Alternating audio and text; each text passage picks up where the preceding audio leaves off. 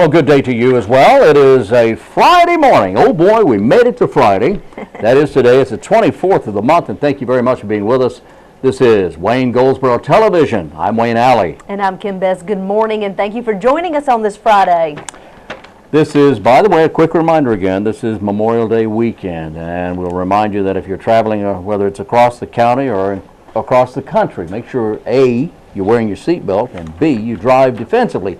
People don't say that anymore. You don't hear drive defensively anymore. We need to. We certainly do that. A lot of distracted drivers on the road. A lot of distracted drivers, and I certainly hope you do pay attention out there, because there's a lot at risk, especially if you're traveling or driving or traveling with your family.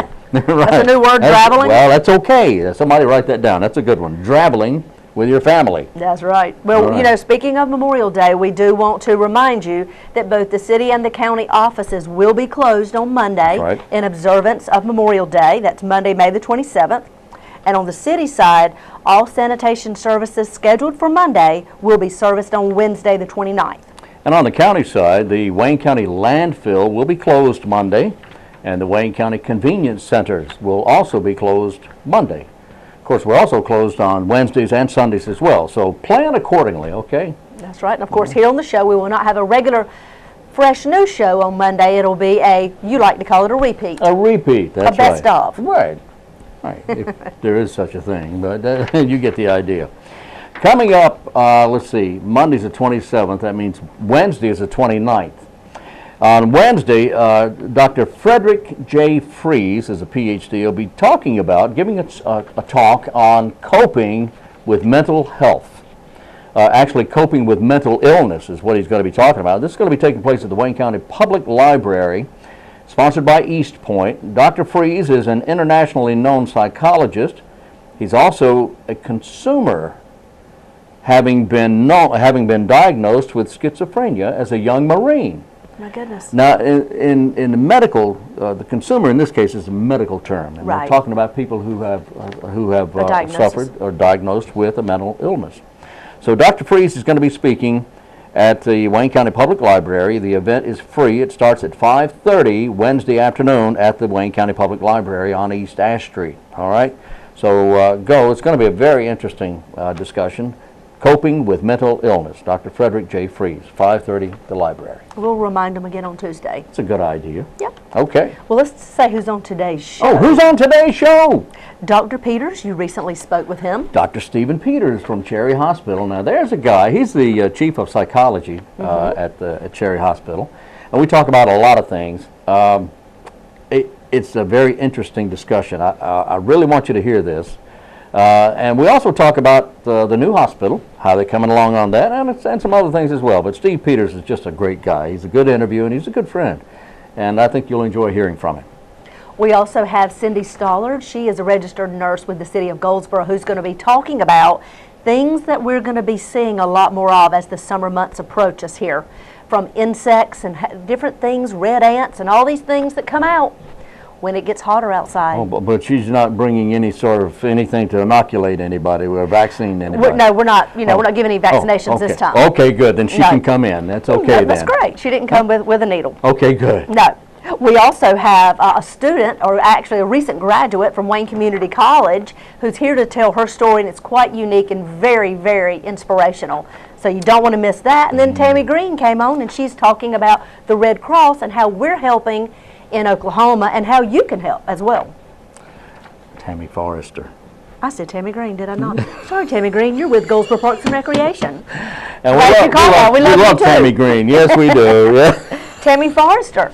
Tammy Forrester with the Red Cross. Yes, exactly. Exactly, and thank you very much. Thank you for catching that. Oh, well, I just, I don't know why I was listening. Sometimes that happens. I know. Go figure. All right, today the 24th, right? Okay, That's right. Today you celebrate Brothers' Day, and I don't know why, but it's Brothers' Day today. Today is also Don't Fry Day. Well, I have a brother, so I need to let him know this is a special day. It's a special day. Don't fry. Heat Awareness Day. Be aware of heat. That's right. Okay. Also today is International Tiara Day. I don't know. We all need to wear a tiara. I know. Barbara, we need tiaras. Today is Morse Code Day, a day to observe the writing and creation of the Morse Code, which was a long story, actually. But anyway, it's National Wig Out Day for some reason. And why? I have no idea. Maybe we can figure that out for you one of these days. Where do you find these things? I don't know. They just, I attract the weirdness, I guess. I don't know. They're very unique, very creative. Yes. Anyway. Well, coming up soon, actually June 1st, are you interested in cruising the Noose? Oh, oh, yeah. But you're cruising in a kayak or a canoe, I might add. Oh. But what a unique way to do it. Well, that would be a unique way to cruise the Noose, yeah. That's right. Well, Goldsboro Parks and Rec is having their paddle trip. It's called Cruise the Noose, Saturday, June the 1st. They have 96 kayaks and canoes, some of their own and others that they have borrowed from other communities. And they are gathering people to actually cruise the Noose for about 2.5 hours. I know. I think it is going to be such a neat day. You can cruise the Noose in the canoes? Well, yes, you can. Can you really? It'll take about 2.5 hours from start to finish. That's great. That don't sound like too long a period of time, does it? That's great. Yeah. They'll stop along the way and have a little picnic. And rest your arms. Yes. And I actually did ask Mark Wilson, who was in recently, do we need to like work out and prepare for this? Because I'm thinking, you know, you're doing a whole lot of rowing here. Do we need to work out? And he said, honestly, now he works out, you know, 2 or 3 times a week, and he said he never breaks a sweat. Well, and I said, works out. You're not the norm. No. How about those of us that don't work out 2 or 3 times a week? He said, no, you'll be fine. Yeah. And I don't know anyone named Norm anyway. You don't? No. Well, if you're interested in cruising the Noose, and if you're not Norm, call Goldsboro Parks and Recreation. It costs $10, and you can use one of their kayaks and spend a day on the Noose. You do this for $10? $10. Whoa! You want to tell them the phone number? Phone number is 919-739-7484. 919-739-7484. They're filling up. Only have 96 boats, and they're almost there. So if you're interested, give them a call quickly. What if you have your own boat?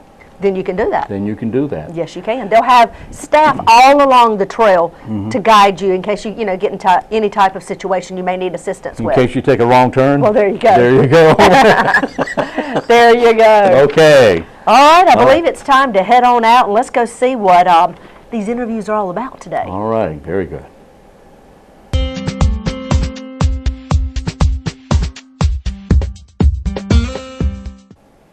Our guest today in the studio is Dr. Steve Peters of Cherry Hospital, Director of Psychology. Steve, it's always good to see you. Hey, thank you, Wayne. Always good to be here. Thanks for being back with us this morning. This morning, a few things I want to talk about. I want to touch on, first of all, a very serious subject, one that often people will associate with military. They hear it often associated with military, but it could actually affect people in so many different ways, and that is PTSD, post-traumatic stress disorder. Yes. What is that, and where do we find it? Post-traumatic stress disorders, and it's really an anxiety condition for people that have experienced a traumatic life experience, and that is in the eyes of the beholder. For every person, what might be traumatic for them is very different than what might be traumatic for someone else. So if somebody has experienced a traumatic life experience, of course most people would go through some kind of an anxious, kind of an acute anxious phase, and so that's just dealing with the trauma. But eventually we get to the post part of this where it's post-traumatic. So there's a variety of symptoms that sort of start presenting themselves after about a month or so. And like you were saying, it's not just the military. And while that's an important part of our population that we're very concerned about, and really it's the Veterans Administration programs that have done wonderful advancement here to develop our treatment and understanding of post-traumatic stress disorder. But so much of also what we deal with in post-traumatic stress disorder are the everyday trauma events. You know, we've recently had tornadoes down in Texas and Oklahoma. Of course, there are all the times you can pick up a newspaper and see that there was some tragic event in maybe a motor vehicle fatality, maybe in a house fire, other kinds of assaults that people have do experience. And that there's a number of the population that go through post-traumatic stress disorder, and again, it kind of breaks down to two major kinds of symptoms.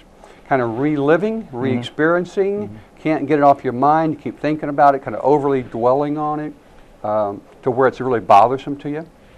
And an avoidant part where I can't go back down that road, or I can't go back to that town, or I can't kind of anything that would remind me of that I want to stay away from. Your body reacts, doesn't it? Yes. What goes on, not just with the feeling, but your body actually, you feel something. Yeah, there's a lot of reactions that are probably hormonal and endocrine based in terms of that adrenaline that you start over, it's that what we say the fight or flight response.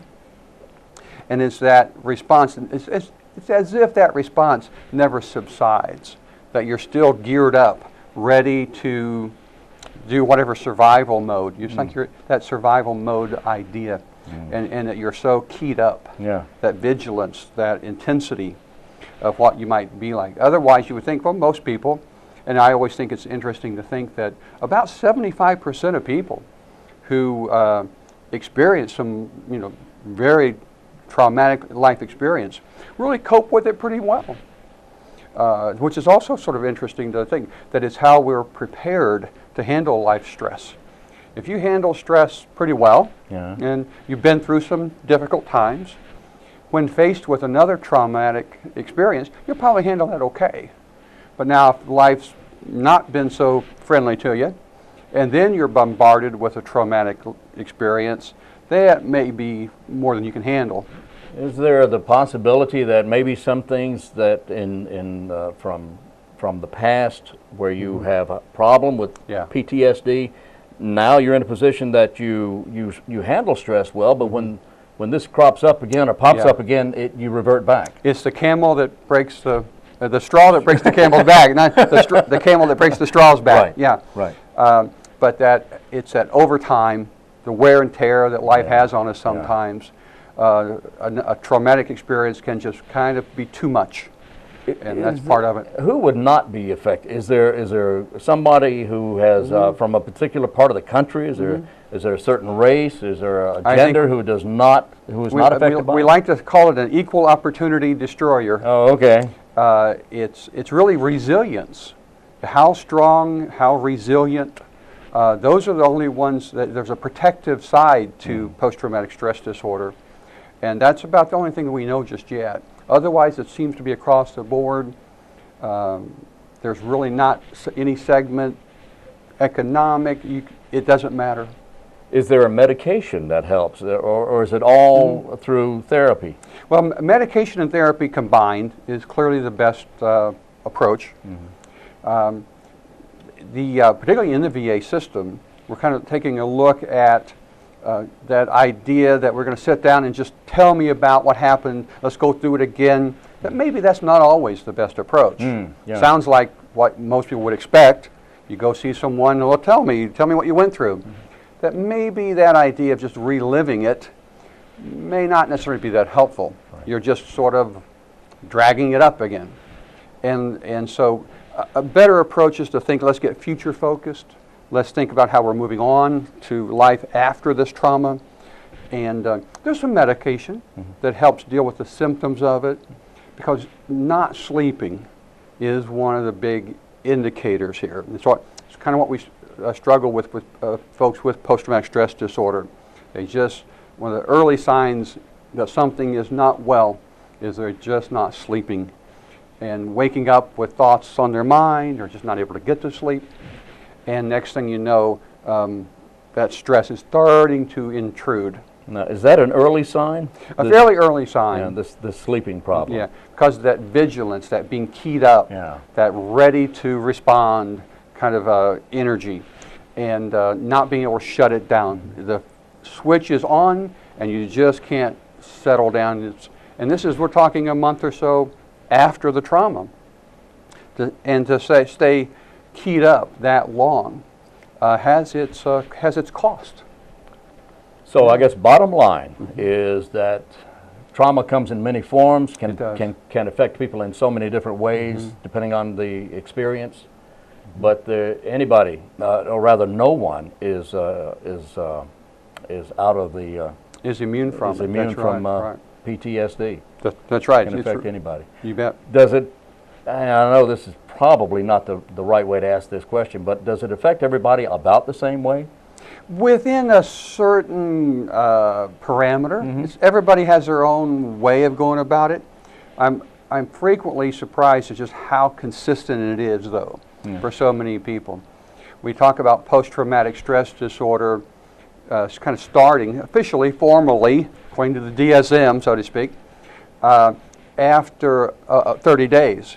And it's amazing that's about where you start seeing, at the 30-day mark, some of these symptoms present themselves. And you would think, well, how about 15 days? Or it takes about a month, looks like.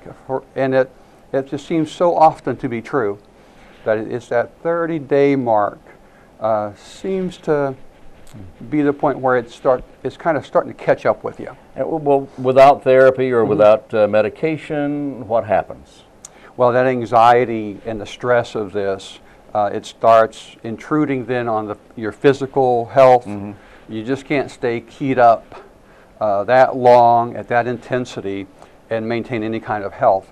So eating, sleeping, mental focus, relationships, all of that begins to kind of erode away. Yeah. So it's certainly unhealthy. Unhealthy, really tough to get through. So anybody who may have this problem, or it sounds familiar, or if there's a family member perhaps, they could talk to you or talk to their physician. Yeah, get to their family physician to start with. Be very honest and frank with them about what they're experiencing, and then have that physician help you find someone who's really experienced in helping you get through this very difficult disorder.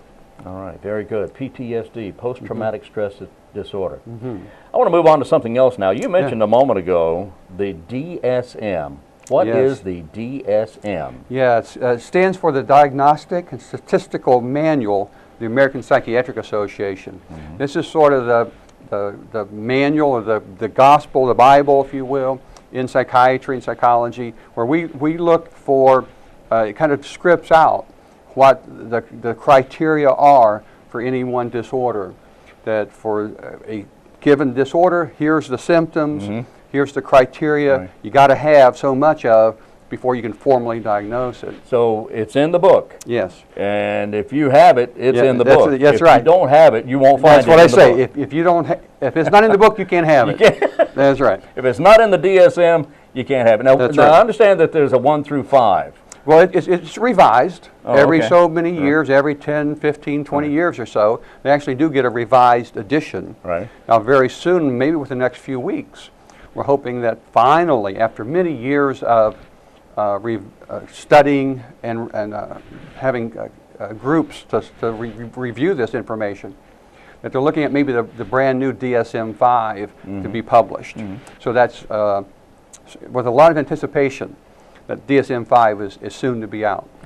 According to an article, a recent article in the Scientific American, I understand that the director, and his name escapes me, the director of the National Institutes of Mental Health, has decided that, in his opinion, that the categories are just, you don't need those categories anymore. Categories of illnesses and conditions are just not necessary. Well, it's how we conceptualize illnesses. And I think the folks at NIMH, you can think about it, these are the folks that do all the research. And over the last 10, 15, 20 years, there has certainly been a lot of important, good research going on. And then to have the DSM folks say, well, there's not, we have a new DSM-5 coming out. It's probably not all that different, though. There's a few little changes from the DSM-4 that came out, I think, in '89. So it's been a while. It's been a while. Yeah. And so NIMH then is sort of having maybe their feathers ruffled a bit, that more of their research hasn't shown up yet in the DSM text. So is this and I hate to even, I hesitate to even mention the possibility that this is perhaps a political move, or is this? Well, NIMH is many, many millions of dollars in federal funding, And again, they come up with some of the best research we have. They're ones that issue grants to hospitals, to physician groups, et cetera, to study some of these very difficult illnesses in psychiatric as well as physical health. As far as the National Institute of Health, it's a part of that. So it's an important part of funding research. But it's an interesting debate about when do we understand research, when do we understand an important health issue, and at what point does it show up in daily practice. Right. So we're not taking anything at all away from the NIMH. No, it's good people doing a lot of good work. A lot of good work, yes indeed. Interesting in terms of the two sides. Yeah. That the science versus practitioner debate once again presents itself. I also wanted to get an update from you on the new hospital. How are we doing on the hospital? Yeah, the new Cherry Hospital. Yeah, it's every day you can just see this change.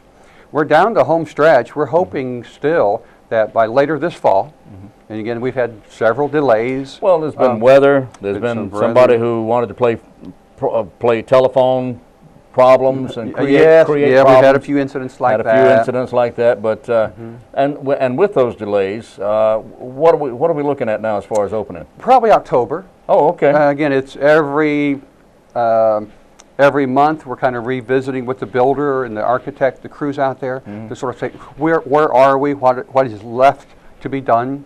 Right now we're focusing on a lot of technology. At the new hospital there's a lot of real high-tech medical equipment, dental equipment, just information technology equipment being put in, and they're at the point now of installing a lot of that equipment.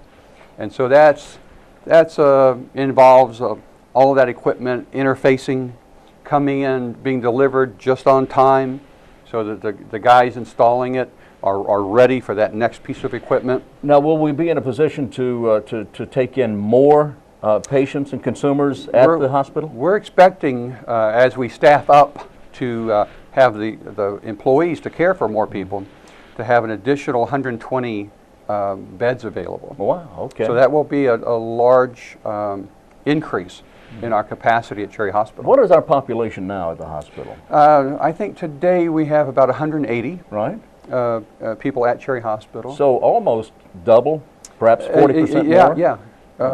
Excuse me, perhaps 80%. Yeah, and I think it'll come in steps. We'll maybe get to 240, 250, and then maybe closer to the 300 mark. And we'll as the demand for services there, it'll increase over time. Now, I don't know if people realize this, but Cherry Hospital, you serve a tremendous area in eastern North Carolina. It's 38 counties in eastern North Carolina, from the Virginia border down to South Carolina. And it's not exactly on a line with this, but our border is basically Interstate 95. Okay. Everything east of Interstate 95 is our catchment area. Wow. And there's a county or two that jumps over that line back and forth. But that's roughly, and again, from Elizabeth City all the way down to Robeson. There's some, in Lumberton down that way, there's some, a lot of geography. I know that the nearest to the west of us was at one time Dorothea Dix. Yes. Dix has been replaced by Central Regional Hospital up in Butner now. In Butner. Yeah. So about an hour or so north of Raleigh. All right. And so John Umstead Hospital, that's always been up in Butner, and Dorothea Dix Hospital sort of combined and now is the larger Central Regional Hospital. Okay. And so the new Cherry Hospital, we're not combining with anybody. We're just moving down the street. Just growing. And just growing into a larger, more modern, hopefully more efficient hospital. Now, you're doing a nationwide search for new people. Will there be room for any local A lot of, from all types of talents and skill sets. I think we're still hoping for that 373 new employees to join us in the workforce. That's wonderful. And it's going to be everybody. It's a lot to keep a hospital that large in operation. And I guess we'll be getting word from the Employment Security Commission, or it's not that now. It's something Office else. of State Personnel. So if people are really wanting to track that, find a computer, get to the library or your home computer, and look at North Carolina Office of State Personnel, NCOSP, is where all state jobs are posted. And once these jobs are posted, probably as the new budget gets in place, Right. it does have something to do with the budget. And Always does. it always does. But once that's in place, we're hoping that these new positions show up there.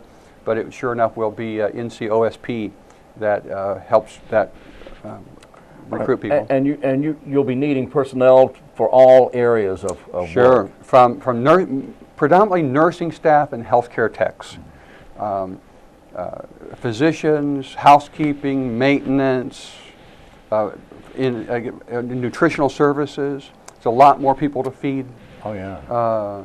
It's a lot to keep up with just to maintain this building. It's really across the board. That is fantastic. I'm excited about it, and I know you are. Oh, very and much I know we in all of Wayne County should be very proud of our new Terry Hospital opening. So far, we think it's going to be October. We're hoping so. Hoping so. All right, Steve, thank you so much for being you with bet, us this Wayne. morning. Dr. Steve Peters is the Chief of Psychology with Cherry Hospital, and we thank you very much, sir.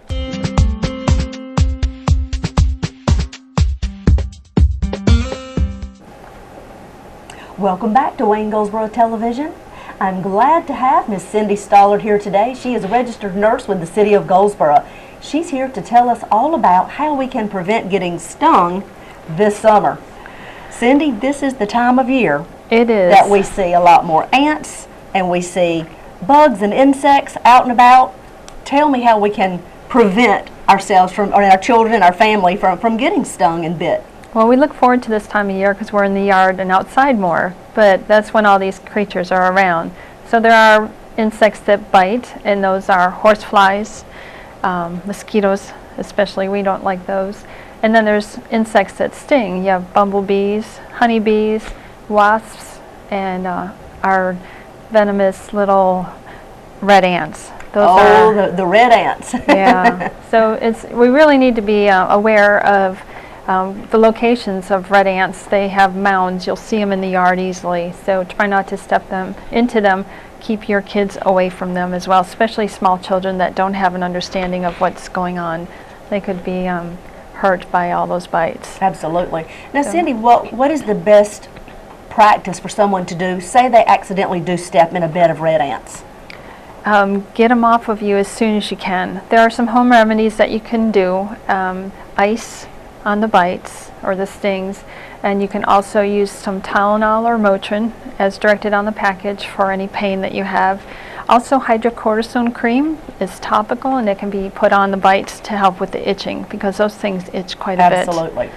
And if somebody has a serious reaction where they have hives or whelps and difficulty breathing, that becomes something called anaphylaxis. It's an emergency, a medical emergency, and they need to be going to the hospital right away because they can end up with difficulty breathing and even death. So that's how serious it can be with red ants and with other bites and stings, correct? Exactly. If people have known allergies to like bee stings or wasp stings, they can be that much of a problem. So some of the things we can do to be preventive is not wear bright colored clothes. Really? They're attracted to bright colored clothes? They are. And then of course mind Who would have known? Mind their nests, if you know where there's a nest. Right. If you can get somebody to remove it, that would be in your best interest. If you're having a picnic, keep your food and your drink covered until you're ready to eat and drink your drinks because they are drawn by that sweetness, in drinks. And so you could look into your cup and find a unwanted guest, unwanted picnic guest. Exactly. So keep it covered until you're ready to serve or ready to eat, and then do not bring it out if you can help it until the last minute. Right, and we know that we can wear things that have like a spray or a cream that has DEET in it for activities at nighttime, at dusk, to keep those warranted mosquitoes away from you. That would be a big help. Is that the time of day that they're typically more predominant? You can find them mostly at dusk, but they can surprise you and be out at any time, but more likely to be out at dusk. Is there I know the summertime seems to be when they come out the most, or that's when we seem to see them the most. Is there one specific month more than another, or is it just the warmer that it gets? What are some of the things we need to look for? Well, if you have any standing water on your home, like old tires or plant pots, they will lay their eggs in those. The mosquito larvae will be in that, and so then they come up from those things, and you might have more mosquitoes around if you have water that's standing. Oh wow! Any kind of water that is Any standing. kind of water, yeah. Even if you have a bird feeder or anything like that that has water. Oh yeah. wow! And they have these little donut-shaped things, dunks, they call them at Lowe's. You can throw those into the water. Doesn't hurt animals like pets, Right. things like that, or children, and it'll kill the mosquito larvae. Interesting. Yeah. Thank you for all these little tidbits you're giving us. You're Because welcome. seriously, with the summer months coming up, and it's starting, now with Memorial Day weekend, Right. from this point forward, we will all be outdoors a lot more. We'll have activities that'll be happening, and these are the kinds of things that we'll be seeing. And we've had a lot of rain lately too, so there's a Exactly. lot of water out there. So get rid of the water, empty Right. it out if it's sitting still Right. and gathered in different places in your yard. Exactly. Wear lighter color clothes. Yep. Keep your food covered Yep. until you're ready to eat it. You're doing good. Anything else major? What did I forget? Just be aware of your surroundings, because usually things that sting us are only like in self-defense of being stepped on or brushed against. So they're not technically out there to get us, but they're just trying to survive. Exactly. So be prepared for the next few months and be aware of some of these great ideas and things that Cindy has told us about to prevent yourself from getting bit or stung. Right. Now, with some of the other insects, are some of the symptoms the same with the bites and various things like the bumblebee and other things? Are they similar to the red ants? No, a red ant, you don't really get a stinger. You get stung, though. They inject some venom. But I brought this with me just to show. When you get stung by, if it were a wasp or a bee sting, you take a plastic card, and you can rub it along the skin surface to try to help that stinger come out. So you just gently rub. Interesting. Yeah, don't try to squeeze it or pull it, because you can get more venom into your skin. But if you just take a card, sometimes. right, and some people say maybe a dull knife. I try to stay away from knives altogether because some people don't understand correctly. But a Right. plastic card can really do the job itself. And then you want to wash it well, make sure there's no bacteria in there, and maybe put some antibiotic ointment on it if you have it. Keep it clean. Well, thank you. I would have not guessed that you could just Yeah. rub a flat surface like that over it and it'll take it right off. Right, ma'am. Interesting. Then Yeah. you go wash it, then you doctor it up with Right. your hydrocortisone creams and your other Exactly. things, and some Motrin or If you need it, If yeah, you need because it. bee stings can be kind of sore. exactly. So what is the only time you would need to go to a physician? Well, usually if somebody's having difficulty breathing or they have lots of welts and they are really nervous about what's going on, if they're not sure, they should get to some medical care. Yeah, we don't want to have anything serious like How that. about people that already have things like asthma? Or is it a more serious situation for those type people? Not necessarily, unless they were allergic to bee stings. Okay. Right. So some people carry EpiPens, because they have that severe of a reaction. So those people know ahead of time if they get into trouble with a bee sting, they need to take care of it right away.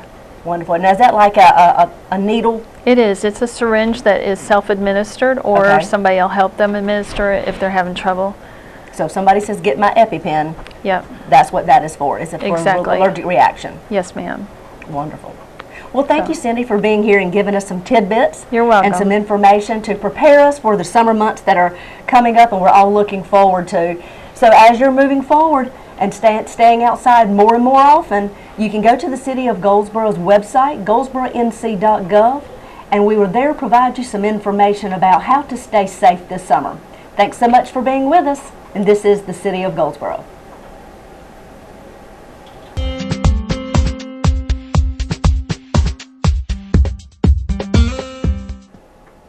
Welcome back to Wayne Goldsboro Television. I am thrilled to announce I have with me a recent graduate of Wayne Community College. Her name is Michelle Cherry Newton, and she's here to tell us her story.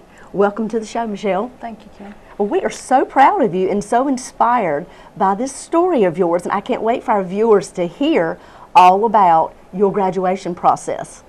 Now, like I said, your name is Michelle Cherry Newton. This year, you've just graduated from Wayne Community College. Tell me about your inspiration, why you decided to go back to Wayne Community College and get this degree. Well, my journey started more than 20 years ago. That was my first class that I took at Wayne Community College. I got married, had 2 wonderful sons, and I made my family my priority back in that time. I homeschooled my kids for 10 years, and we relocated back to the area. And once I got them established into a good school, then I decided it was my time to go back and get my degree. And I've always had a passion of helping others, and it was my mom and my 2 sons that inspired me to go back and get my degree in medical assisting. Wow, that is fabulous. Well, not only did you get your degree, you've done quite well along the way. So I'm finding out you are the 2013 award winner of the Dallas Herring Achievement Award. Yes. Congratulations. Thank you.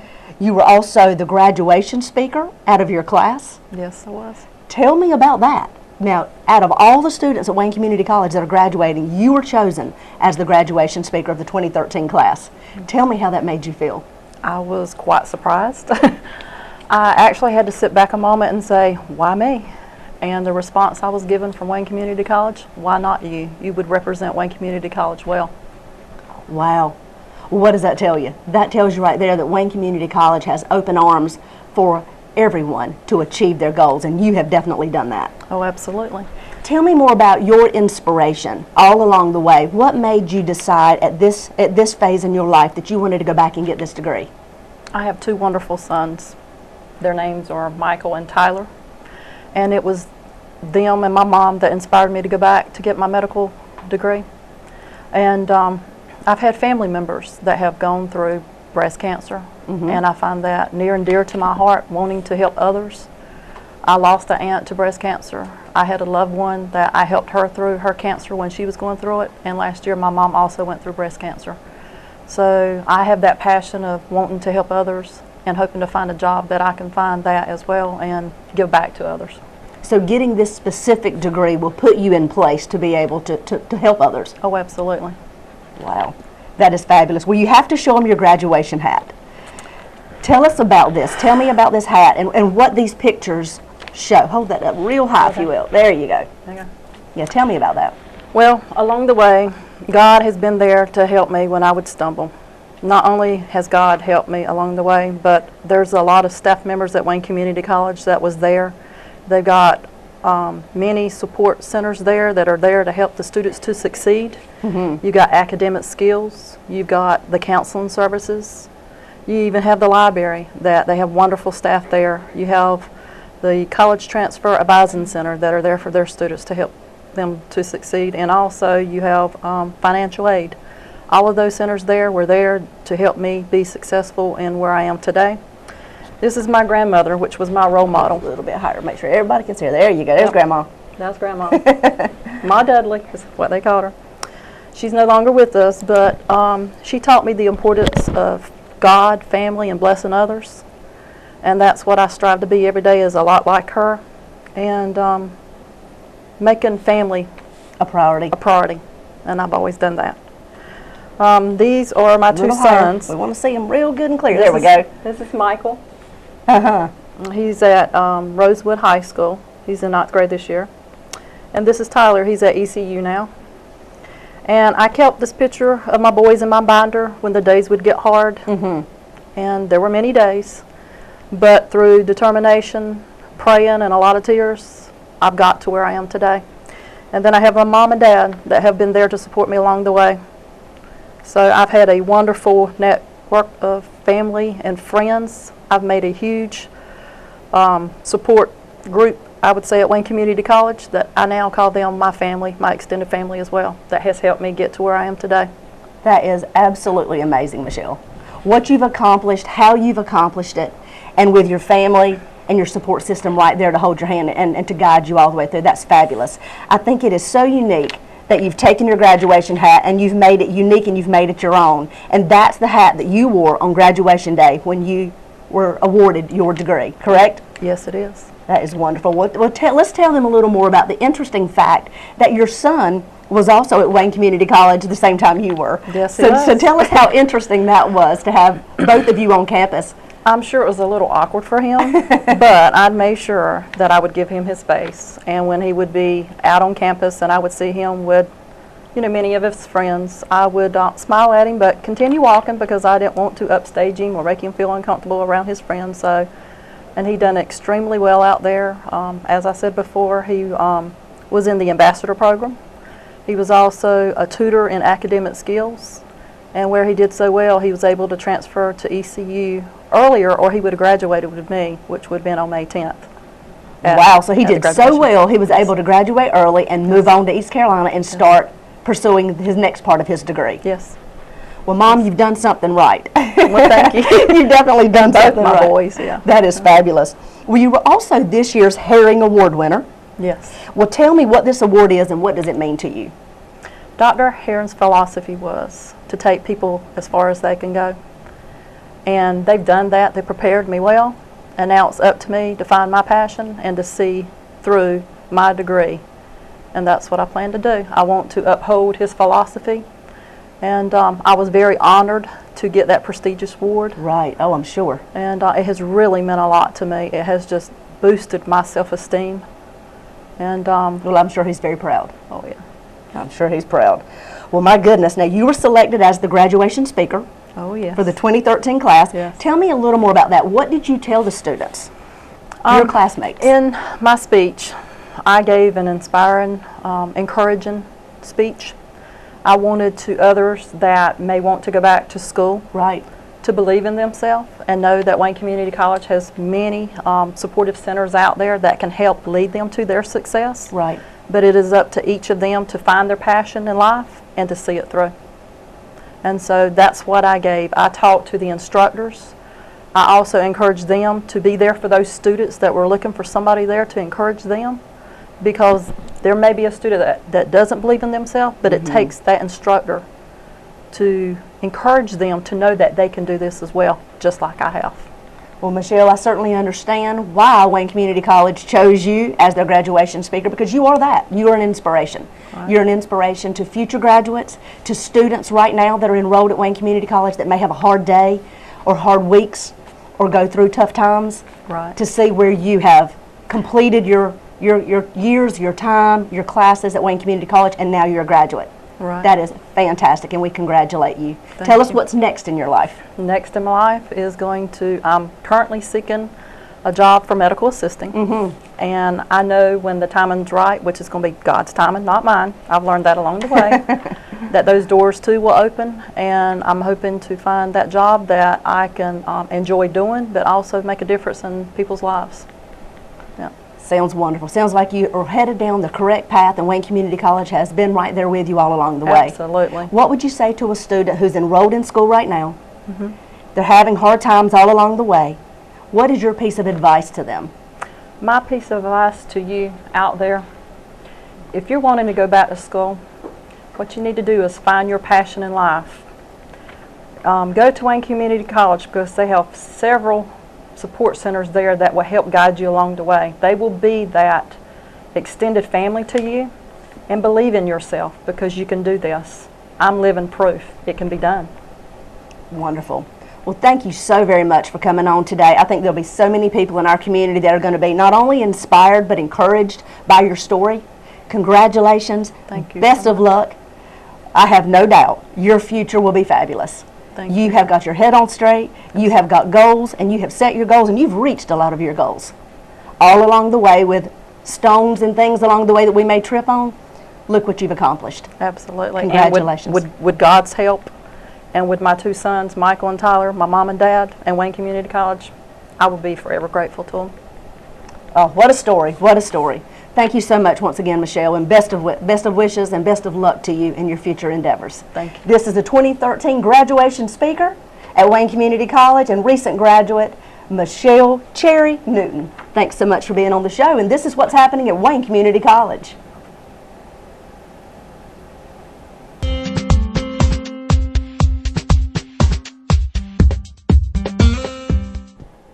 And our guest today is Tammy Forrester. Tammy's the director of, actually, she owns the Red Cross, right? I do not. No, Tammy's the director for the local chapter of the of the American Red Cross. And thank you for being with us. Now, I can kid around Thank you Tammy. for Tammy's a having friend me. of mine, and I've Yes. known Tammy for many, many years. You're doing a great job with the Red Cross. Well, thank you very much. The local Red Cross chapter is not really all that local, is it? The local Red Cross now is, what, Regional. 4 or 5 counties, I guess. Yes, it's actually 33 counties. What?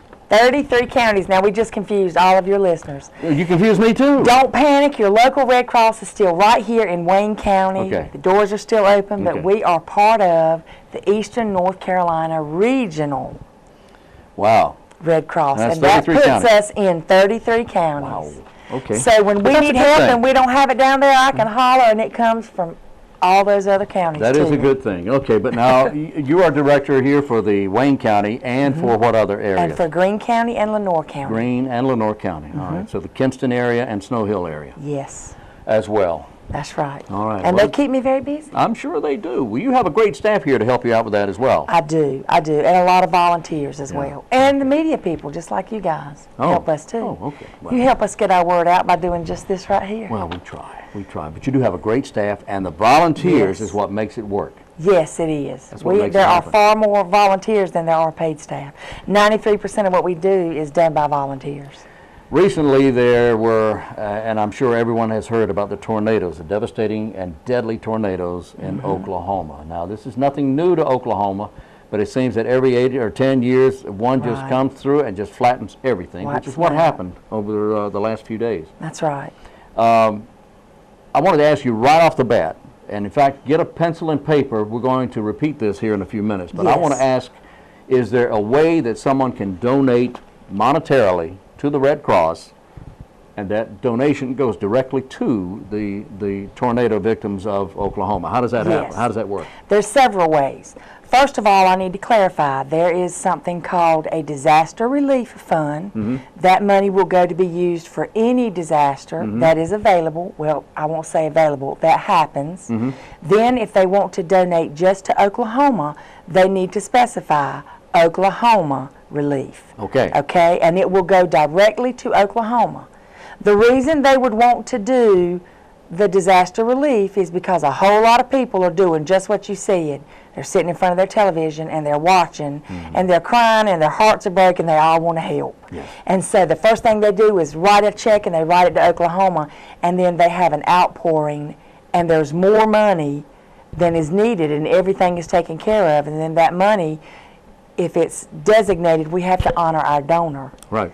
If our donor says they want it there, that's where it goes. At the same So- time, Tammy, there are other disasters going on. Right, so There are- that's why they do the There disaster are relief. people losing their homes due to fires. There are people Yes. losing their homes due to earthquakes, Right. to mudslides. Right. There's things going on all across the country. Right. So it can be used either way. Okay. But we want to honor their request. Okay. We want to honor what their heart wants to give. So. Well, I'm glad you brought all that up. So, if someone wants to donate directly to Oklahoma, they designate on the check or somehow Yes. for Oklahoma victims. Oklahoma. If they just have the word up there, Oklahoma, we got it. If you want to donate to the Red Cross for any disaster that just covers blanket coverage, Right. then just make your check out to the American Red Cross. And if it doesn't say, if it doesn't specify, then we'll know it's disaster. And it'll be used wherever the need is. Right. Right. And we thank you very much for that. Yes, because we need that financial support in order to make the things happen on the ground that are happening right now. And here's how they do it. Let me stop talking around it and answer them. Okay. They can go to redcross.org and click on the Donate Now button if they're computer savvy. If they don't want any part of a computer, they can dial 1-800-RED-CROSS. Okay. Or if they're phone savvy, they can text Red Cross to 90999, and that makes a $10 donation Automatically. automatically. Automatically. Text 90999, $10. Yep, And of course, if you did it more than once, it's 20, 30, 40. And let me tell you this too, it doesn't have to be a check for $500 or even $100 or even $50. $2 will feed a child a snack. Today, yesterday, tomorrow. $2. $2. $2 is all is now you can afford $2, and everybody's having Right. trouble right now. Right. Times are tough for everyone. But some people are in pretty bad shape right now. They've lost their home, they've lost loved ones, and they're standing on the corner and they don't know where to go. They don't know which way to turn. They don't have any clothes, they don't have any food, and here comes the Red Cross ERV. The bigger rolling down the street. I see it all the time, and you've seen it on newscasts as well. Yes. When that ERV comes rolling down the street, people start crying. I've seen it. Yeah, they do. They do. They cry because here comes the Red Cross to help, saving lives, helping people. Especially if they've been on the receiving end of it. Yeah. If they've stood there at that window and received something from outside of it, yeah. I happen to know someone personally who was in a tornado storm here several years ago, who actually received help from the Red Cross before she went to work for the Red Cross. So she's been there and she knows. I'm not going to tell you who this is necessarily, but I happen to know that for a fact. Am I right about that? Yes, you are. All very right, much there you so. go. All right, but anyway, there's several ways to give. A Yes. minimum of $2, and please give more than that if you can. And let me tell you one other thing, too, that a lot of people aren't aware of. There is a website called safeandwell.org. Okay. You can, if you have a family member in Oklahoma, you can go to safeandwell.org and you can register all of your information that you're looking for your loved one. By the same token, that person in Oklahoma can go to safeandwell.org and they can register to let you know that they're okay. That's wonderful. Now, I know that as of yesterday, there were over 500 people that had already registered. And it's hard for people to register. It's not like at this point they can go in their living room and sit down and get on their computer. Their living room is now in Kansas. Right. In many cases. So there are people throughout that region that are helping them get registered. Okay, but that is available for people that want to find their loved Safe ones. and Well. Is that SAFEAND? I tried it both ways just in case, and if you type in safeandwell.org, it's going to come up. Regardless of how you type it in. Safe Yes, and sir. Well. That's smart. That's smart on the Red Cross's part to do that. Safeandwell.org. Register if you have loved ones or friends there in the Oklahoma area, and they can help you with that. Okay, now we're almost out of time here, but where do we want to go from here? Well, I just want to remind everybody that hurricane season starts June 1st. And tornado season is every day. I mean, we have that potential. Yeah. I don't know what my time is like, so you'll have to chop me when it's through. Okay. But you guys need to make sure that you have batteries, flashlights. If you take medications, if you have small babies, have all that stuff ready. Have cash on hand. Fill your car up, because remember, when the power goes out, you can't use a debit card. Can't use a debit card. Make sure you have plenty of water. If you don't have time to bottle the water, fill your bathtubs up. Turn your freezers and your refrigerators down as low as they'll go, because when the power goes out, they'll stay cold longer. Oh, that's good. And remember, when you peak, it leaks. So don't peak, because the cool leaks out every time you peak. So when you peak, it leaks. You know, I'd make a list and I tape a list of everything in the refrigerator to the door on the outside. It doesn't look very pretty, but I know what's in the refrigerator. That's smart. Thank you. And I know what's in the fridge. these little sheets right here will tell you everything you need to get to know, and you can go to redcross.org and get them. You know what? June 1st is the beginning of hurricane season. And you know that we live in the hurricane area here. Yes, we do. All right, so use your time to go to the Red Cross and pick these up, okay? The Red Cross telephone number. 735-7201. 735-7201. Tammy Forrester, our guest today, and I'm sorry, we are out of time. You got to come back. I will. And we'll talk more about hurricane season. Make your donations to the redcross.org, and we appreciate your being here. Well, thank you for having me. Thank you. Thank you, my friend.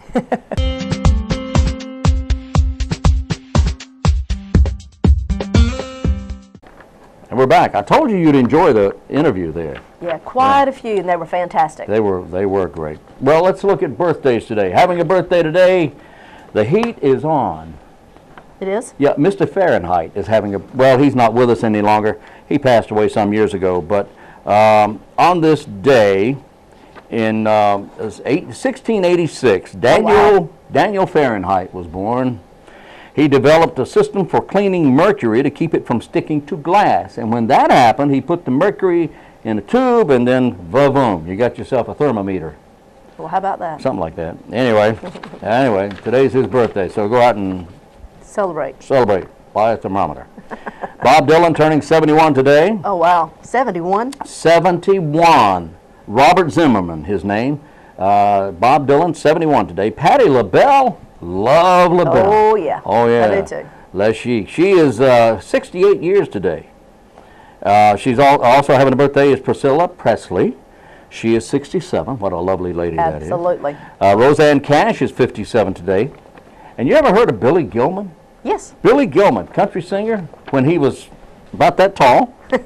And man, that kid could really belt out a song or two. But would you believe he's already 24 years old? When he has a birthday, he jumps 2 years at a time. Is that what he does? Yeah, Okay. he's got to. I mean, he's 24 years today. He had a million-selling album when he was 11 years old. Birthday today for Mark Ballas. Mark Ballas is a professional dancer with Dancing with the Stars. He won the show with Christy Yamaguchi. Yes, he did. A few years ago. And then with Shawn Johnson 2 seasons later. And today's the birthday of Radar O'Reilly. You know him better as Gary Berghoff from the MASH television series. Oh, yeah, Radar. Radar, Yes. exactly. Radar O'Reilly. And Gary Berghoff, he's 69 years today, that little guy I wonder is. how old he was when he did the show. Well, the show was what, maybe 20, almost 30 years ago. In fact, the show was on longer than the Korean War lasted. Oh, wow. But it was on about 8 years. But Berghoff would have been probably in his late 30s. Okay. In his late 30s. Makes sense. Yeah, kind of, sort of. Yeah. Anyway, he is one of two, and I forget who the other is, one of two actors who was in the movie, and Along then with the TV along show. with the TV show. Okay, who went over to the TV show. And those are birthdays for today. Happy birthday if Happy, it is your special day. That's exactly right. Let's All see. right, what do we have? Goldsboro Parks and Recreation has a whole booklet here. This is all about summer camp. Wow. I mean, they have so many different types of summer camps. It's amazing. Half-day camps, whole-day camps, special population camps. And they have different topics from sports to swimming to fishing. Okay. The list goes on and on. But if you want to stop by Goldsboro Parks and Recreation and look at their little booklet here, if you have a young one, ages, I believe it's 5 to 16, who would like something to do this summer, they have week-long camps, all different topics, some more active than others. Stop by or go to the City of Goldsboro's website, goldsboronc.gov, and click on Goldsboro Parks and Rec, and you'll see right here. They've got so much to choose from if you're looking something to keep your young one busy and interested this summer. I cannot imagine not having anything to do. I know. Well, they've done a really good job of making it such a variety, from fishing, taking field trips, swimming, and a lot of sports camps. Oh, wow. A lot of sports-oriented camps. Wow. Yeah, they visit all kinds of pools and do various things. And they did want me to remind you that Mina Wheel Pool and Peacock Pool opened, Memorial Day weekend. Yeah. They'll be open throughout the summer. They're operated by the Family Y, Right. but they're city pools. And if you want to find out how you can get a pass to go to these pools, call Goldsboro Parks and Recreation and they can get you that information. That's 739-7480. What was that number again? 739-7480. There you go. That's right. Very good. All right. Yesterday I kind of started something new here about telling you about where you can newly find caffeine. That's right. Yesterday we mentioned that Colgate-Palmolive has recently applied for a patent that has caffeine applied to a toothbrush. It's crazy. And two types of toothbrush. One you use in the morning, one you use in the evening. One to get you started, one to put you to sleep. So anyway, that's today. That's yesterday. Today we find caffeine is now being put in soap. Hygiene, caffeine, it's all the same thing with soap.